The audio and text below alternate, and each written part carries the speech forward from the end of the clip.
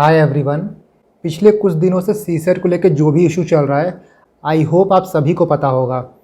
मुझे भी काफ़ी स्टूडेंट्स ने अप्रोच किया कि आप इसके रिगार्डिंग कुछ बोलो। बहुत से मेल मुझे मिले, यू कैन सी, और ये तो कुछ स्क्रीनशॉट है। पिछले एक हफ्ते से काफ़ी मेल मुझे मिल रहे हैं। वैसे भी आप सबको पता है कि जो हिंदी मीडियम के एस्पिरेंट हैं, जो विद्यार्थी हैं, उनका सिलेक्शन रेशियो ग्रेजुअली कम होते जा रहा है। और जिस हिसाब से सीसेट का पैटर्न है और जिस तरह से यूपीएससी अपना एग्ज़ाम प्रोसेस चला रही है, चाहे आप सीसेट की बात कर लो या फिर आंसर की में जो भी डिस्प्यूटेड क्वेश्चन है, जो भी मिस्टेक्स है, आप उनको उठा लो। आई कैन श्योरली से कि 2023 जो है वह एटलीस्ट हिंदी मीडियम वालों के लिए final nail in the coffin होगा।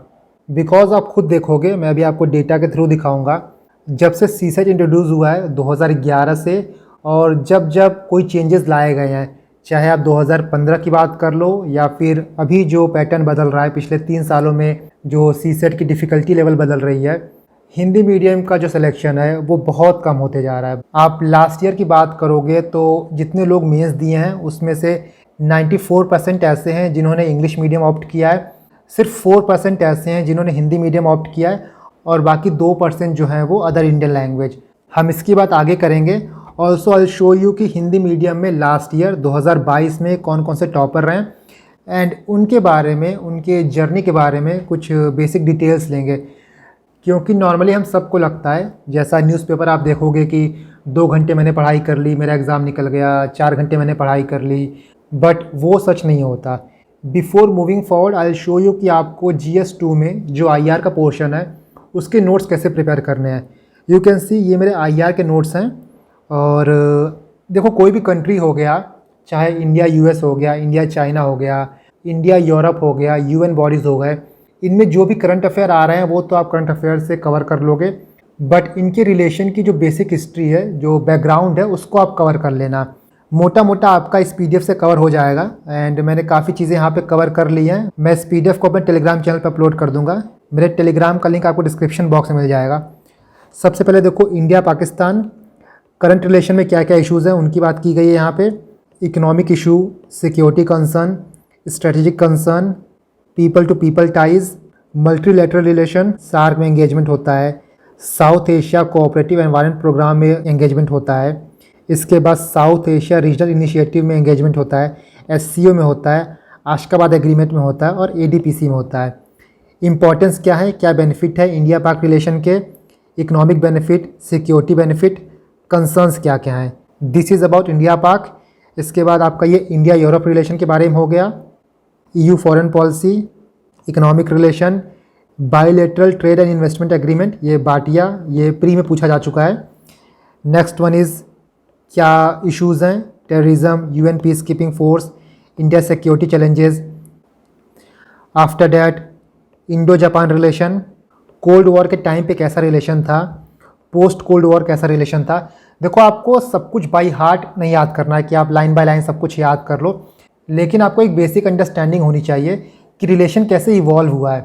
इससे ये फ़ायदा होता है कि आप पॉइंट जनरेट कर पाते हो। मेंस में क्वेश्चन आता है, हो सकता है आपको सब कुछ ना आता हो, बट आपको बैकग्राउंड पता होता है, तो उससे आप न्यू पॉइंट्स जनरेट कर पाते हो।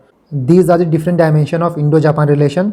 Commercial diplomacy, defence cooperation, strategic partnership, Africa Asia growth corridor, Indo Japan nuclear deal.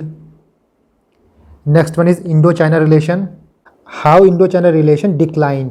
एक टाइम जहां हम हिंदी चीनी भाई भाई बोलते थे, आज के टाइम पे देखो रिलेशन बिल्कुल 180 डिग्री चल रहा है। सो क्या क्या साइन है, कैसे ये ग्रेजुअली डिक्लाइन हुआ है, वर्सन हुआ है। Different area of conflict, border dispute, Tibet issue, ADB project string of pearls, Doklam issue, Galwan issue, trade deficit. So जो मेजर कंट्रीज़ हैं मैंने यहाँ पे कवर कर लिया है, एंड आप इस PDF को यूज़ कर सकते हो। कहीं और से बैकग्राउंड पढ़ने की ज़रूरत नहीं होगी, it's more than enough. So this is about IR portion. इसके साथ मैंने आज अपने टेलीग्राम चैनल पे एथिक्स के केस स्टडीज़ के पास्ट 10 ईयर्स का एनालिसिस अपलोड किया था। आप मेक श्योर करना कि उसको देख लेना। This PDF is prepared by Rahul Srivastava. 2022 में उनकी रैंक 10 है। यहाँ पे आपको केस स्टडीज़ का फ्रेमवर्क मिल जाएगा, केस स्टडी आपको कैसे अप्रोच करना है, देखो केस स्टडी का आप सिलेबस पढ़ोगे तो उसमें क्लियरली लिखा है कि जो भी आप पार्ट ए में पढ़ोगे उन्हीं चीज़ को, उन्हीं वैल्यूज़ को, उन्हीं एथिकल डिलेमा को यूज़ करके आपको केस स्टडी सॉल्व करना है। एथिक्स का पेपर लोग जर्नल लेके चलते हैं, but ethics is a very technical paper. आप सिंपल जागरण नहीं लिख सकते हो। जब भी आप अपने केस स्टडी को सॉल्व करोगे तो कुछ कीवर्ड्स हैं, कुछ डायमेंशंस हैं जो आपके केस स्टडी में आना चाहिए। For example common good approach, doctrine of double effect, means versus end approach, deontological approach, और भी कीवर्ड हो गए for example compliance versus conscience, impartiality, non partisanship, dedication to work versus commitment to family. So जो keywords आप part 1 में पढ़ोगे वही चीज़ आपको यूज़ करना है पार्ट 2 में। इस पीडीएफ में आपको लास्ट के 10 ईयर्स का थीम मिल जाएगा कि केस स्टडी किस किस थीम पे आया हुआ है, और मोर और लेस थीम्स रिपीट होता है यूपीएससी में। अगर आपने मेंस दिया होगा तो आपको पता होगा कि एथिक्स का पेपर जो है वो बहुत टाइम टेकिंग है। कई बार ऐसा होता है कि आप पेपर कंप्लीट नहीं कर पाते हो। सो इन दैट केस कुछ फ्रेमवर्क होना चाहिए, कुछ बेसिक आपके पास एक फॉर्मेट होना चाहिए एटलीस्ट केस स्टडी का, जो आप बिफोर हैंड प्रिपेयर किए रहोगे, सो डैट जब आप एग्ज़ाम में बैठो तो बहुत ज़्यादा प्रेशर फील ना हो एटलीस्ट टाइम को लेके। केस स्टडी पढ़ो, बेसिक थीम समझो, और उस थीम से रिलेटेड आपके पास पहले से ही फॉर्मेट बना होना चाहिए। फॉर एग्ज़ाम्पल 2013 की केस स्टडी था ये, और इसका थीम है कि legal procedure to follow when you are the officer as well as the criminal. Criminal here means कि आपने कुछ गलत किया है। इसके बाद देखो दूसरा केस स्टडी था रिजॉल्विंग कॉन्फ्लिक्ट विथ सीनियर्स। तीसरा था lawfully dealing with legal loopholes. तो ऐसे आपको 2014, 15, 16, 17 अप टू 2021 तक का केस स्टडी के थीम मिल जाएंगे। इनको आप देख लेना। ये दोनों पीडीएफ आपको मेरे टेलीग्राम पे मिल जाएंगे। एथिक्स का मैंने अपलोड कर दिया है, शाम तक मैं आईआर का भी अपलोड कर दूंगा। एथिक्स और आईआर की बात मैंने इस वीडियो में इसीलिए की क्योंकि देखो अगर आप टाइम दे रहे हो किसी वीडियो को, चाहे 5 मिनट दो आप या फिर 15 मिनट दो, आपको कुछ वैल्यू मिलना चाहिए, बिकॉज आई नो कि ये टाइम बहुत इंपॉर्टेंट है आप सबके लिए। Now let us talk about जो प्रेसिंग इशू चल रहा है इस वक्त रिगार्डिंग सी सेट। 2011 में सी सेट को इंट्रोड्यूस किया गया था। आप उससे पहले देखोगे, चाहे आप 2010 का देख लो, 11,000 लोग मेंस दिए थे, जिनमें से 7,000 लोग ऐसे थे जो इंग्लिश मीडियम के थे, और 4,000 ऑलमोस्ट 4,500 लोग ऐसे थे जो इंडियन लैंग्वेजेस के थे। यहाँ पे हिंदी भी आता है प्लस और भी जो बाकी इंडियन लैंग्वेजेस हैं। डैट मीन्स कि सी सेट इंट्रोड्यूस होने से पहले ऑलमोस्ट 62% लोग जो हैं जो मेंस दे रहे थे वो इंग्लिश मीडियम से दे रहे थे, 37% इंडियन लैंग्वेज से दे रहे थे। 2011 में सी सेट लाया गया। यहाँ पे आप नंबर देखो, 62% से बढ़ के ये 82% हो गया था। 20% का यहाँ पे इंक्रीज़ आया था।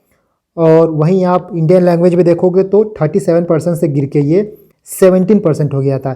यहाँ पे 20% का डिक्रीज़ आया था। इसके बाद आप यही ट्रेंड देखते चले जाओगे टिल 2015।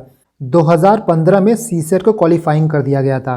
2015 से पहले डैट इज़ 2014 में 15% लोग ऐसे थे जो इंडियन लैंग्वेज से मेंस दे रहे थे। 2015 में जब सी सेट को क्वालिफाइंग कर दिया गया तो ये 19% हो गया था। इसके बाद आप देखो लास्ट के 3 इयर्स में जब से सी सेट की डिफ़िकल्टी बहुत बढ़ गई है, परसेंटेज कितना गिर गया है, 6%, 5%, 6%। ये तो 2021 तक है। 2023 में मुझे लगता है कि ये 2 से 3% हो जाएगा। और इसीलिए मैं बोल रहा हूँ कि 2023 जो है वो एटलीस्ट हिंदी मीडियम वालों के लिए final nail in the coffin है। सी सेट का पेपर आप देखोगे तो 25 से 28 क्वेश्चन ऐसे हैं जो कॉम्प्रिहेंशन क्वेश्चन आते हैं। ऑलरेडी इनकी वेटेज बहुत ज़्यादा है। इसके बाद जो मैथ का पोर्शन आया है इस बार वो इतना टफ है कि आईआईटी जेईई और कैट वाले भी नहीं कर पा रहे हैं। तो कहीं ना कहीं डिस्क्रिमिनेटरी प्रोसेस तो है ही ये। यहाँ पे आप कुछ डेटा देखो। पहले यहाँ पे गैप बिल्कुल कम था। 2011 से ये हिंदी और इंग्लिश का गैप बढ़ना स्टार्ट हुआ है। 2021 में आके देखो ये गैप बहुत ज़्यादा बढ़ गया है। जहाँ 94% लोग इंग्लिश से दे रहे हैं, वहीं 5.3% जो है वो हिंदी से दे रहे हैं। 2022 की बात करोगे तो ये चीज़ 4% थी। 2023 में जैसा मैंने आपको बताया है, मुझे लगता है कि ये 2 से 3% ही रहेगा सिर्फ। आपने रिसेंटली ये न्यूज़ भी सुना होगा कि पार्लियामेंट्री पैनल ने यूपीएससी को एडवाइस किया है कि सिविल सर्विसेज में इंजीनियरिंग के छात्र हैं, इंजीनियरिंग और मेडिकल के जो स्टूडेंट्स हैं वो ज़्यादा सेलेक्ट हो रहे हैं as compare to humanities aspirant. So वहाँ पे यूपीएससी क्या स्टेप लेता है, क्या स्टेप नहीं लेता है, we don't know. But as far as CSAT is concern कुछ रिफॉर्म लेना बहुत ज़रूरी है। 2023 में जो सी सेट का हाल रहा है वही हाल आगे भी रहा तो ये 2-3% 0% हो जाएगा।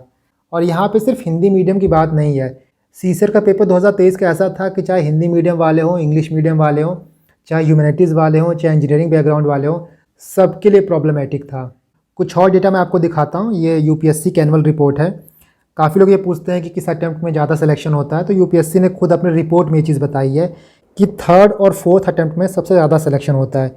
यू कैन सी कि सबसे ज़्यादा लोग मेंस में अपीयर थर्ड अटैम्प्ट में होते हैं, तो सिलेक्शन भी वहाँ सबसे ज़्यादा होगा, और फोर्थ अटैम्प्ट भी उसके आसपास है, ऑलमोस्ट 20% लोग। यहाँ पे आप मेल फीमेल का एज देख सकते हो, किस एज में ज़्यादा सिलेक्शन होता है। मेल की बात करें तो मेल का एज ग्रुप है 26 to 28, और फीमेल की बात करें तो 24 to 26। ऑब्वियस सी बात है, फीमेल्स को बहुत दिन तक तैयारी करने के लिए अलाउ नहीं करते हैं फैमिली।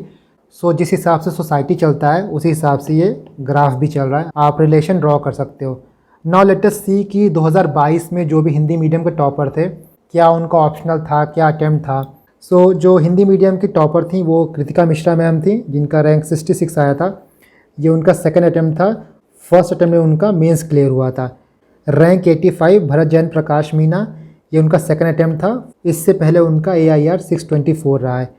89 रैंक प्रिंस कुमार की, ये भी उनका सेकंड अटैम्प्ट था। इससे पहले अटैम्प्ट में 426 था। दिव्या तनवर मैम को जानते ही हो आप, इस बार उनका 105 रैंक आई है। इसके पहले उनका 438 रैंक था। गगन सिंह मीना 120 रैंक, ये भी उनका सेकंड अटैम्प्ट था। इसके पहले वाले अटैम्प्ट में आप देखोगे तो उनका रैंक था 592। अंकित जैन, ये इनका तीसरा अटैम्प्ट था, रैंक 173। लास्ट अटैम्प्ट में इंटरव्यू तो पहुँचे थे। गौरव कुमार त्रिपाठी, ये उनका चौथा अटैम्प्ट था। अपने पहले अटैम्प्ट्स में 2 बार इंटरव्यू तक पहुँच चुके हैं। आप साइड में ऑप्शनल भी देख सकते हो। मेजरली ऑप्शनल जो है वो हिंदी लिटरेचर है, कहीं कहीं मैथमेटिक्स है, कहीं ज्योग्राफी है, कहीं हिस्ट्री है। बट मोटा मोटा जितने भी हिंदी मीडियम वाले हैं उनका ऑप्शनल हिंदी लिटरेचर ही रहा है। इसके बाद शशि शेखर का 240 रैंक, ये उनका 5वां अटैम्प्ट था। आकिब खान का तीसरा अटैम्प्ट था, 268 रैंक, हिंदी लिटरेचर ऑप्शनल है। मोइन अहमद रैंक 296, ये उनका चौथा अटैम्प्ट था। पिछले 3 अटैम्प्ट्स में उनका प्री क्वालिफाई नहीं हुआ था। नारायण उपाध्याय सेकंड अटैम्प्ट था। बाकी आप देख सकते हो। यहाँ देखो पूजा मीना का ये 6 अटैम्प्ट था, पहला मेंस था और ये पहला इंटरव्यू था। स्टार्ट के 2 अटैम्प्ट में इनका CSET नहीं क्लियर हुआ था। विकास सेठिया का तीसरा अटैम्प्ट था, ये पहला अटैम्प्ट में इनका 642 रैंक आई थी। सेकंड अटैम्प्ट में इनका CSET नहीं क्लियर हुआ था। तो यहाँ पे देख रहे हो ना, कई बार ऐसा भी होता है कि रैंक आने के बाद भी आपका प्री नहीं क्लियर होता है। एग्जाम्पल आप यहाँ पे देख सकते हो। नेक्स्ट वन यहाँ देखो, आशीष पुनिया, ये उनका तीसरा अटैम्प्ट था। पहले में उनका प्री क्वालिफाई नहीं हुआ था, सेकंड में वो इंटरव्यू तक पहुँचे थे। रोशन मीना रैंक 567, तीसरा अटैम्प्ट था। फर्स्ट में 565 रैंक थी, सेकंड अटैम्प्ट में 666 AIR था। इसके बाद देखो ये गणपत राम यादव, ये उनका 6 अटैम्प्ट था। पिछले 4 अटैम्प्ट में उनका प्री क्वालिफाई नहीं हुआ था। राम भजन कुमार, ये उनका 8वां अटैम्प्ट था। 6 प्री इनका क्वालिफाई नहीं हुआ है पहले। इसके बाद देखो ये आप मोहन दान, ये उनका 8वां अटैम्प्ट था। राम शंकर मीना, ये उनका 6 अटैम्प्ट था। इससे पहले जो 5 अटैम्प्ट दिए थे वहाँ पे उनका मेंस क्वालिफाई नहीं हुआ था, 798। इसके बाद आप देखो सौरभ अहिरवार, उनका 5वां अटैम्प्ट है ये। दिनेश कुमार का ये 5वां अटैम्प्ट था। आई थिंक इस बार 50 या 52 लोग हिंदी मीडियम के हैं जो क्वालिफाई किए हैं, जिनका रैंक लिस्ट में नाम है। यहाँ मैंने 36 एस्पिरेंट्स का कंपाइल किया है, जिनका डेटा मुझे ऑनलाइन मिला है। सो आप यहाँ पे देख सकते हो कि सब कुछ हैप्पी गो लकी नहीं होता है। फाइनल रिजल्ट आने से पहले भी बहुत चीज़ें ऐसी होती हैं जो हमको नहीं पता होती हैं। किसी का 8 अटैम्प्ट है, किसी का 6 अटैम्प्ट है, किसी का 4 है, किसी का 3 है, किसी ने 4 बार प्री क्वालिफाई नहीं किया। तो सबका लाइफ अलग होता है, सबकी जर्नी अलग होती है। इससे आप ये सीख सकते हो कि आपको अपनी लाइफ को किसी के साथ कंपेयर नहीं करना होता है। किसी की क्या प्रॉब्लम चल रही है वो आपको नहीं पता होता, और आपकी जो प्रॉब्लम है वो कोई दूसरा नहीं समझ सकता। जब तक कोई आपके शूज़ में रह के नहीं सोचेगा तब तक उसको आपकी एक्चुअल प्रॉब्लम क्या है, एक्चुअल सिचुएशन क्या है, वो समझ में नहीं आता। आई होप कि this video must be given you some insight. चाहे हिंदी मीडियम टॉपर्स की बात करो आप, चाहे हिंदी मीडियम और इंग्लिश मीडियम में जो सिलेक्शन का गैप है उसकी बात करो, या फिर IR और एथिक्स के केस स्टडीज़ की बात करो। आई लव टू हियर कि आप क्या सोचते हो इस टॉपिक के बारे में। बाकी मैं इस PDF को भी अपलोड कर दूंगा टेलीग्राम पे, इफ़ यू वांट तो आप इसको डाउनलोड कर लेना।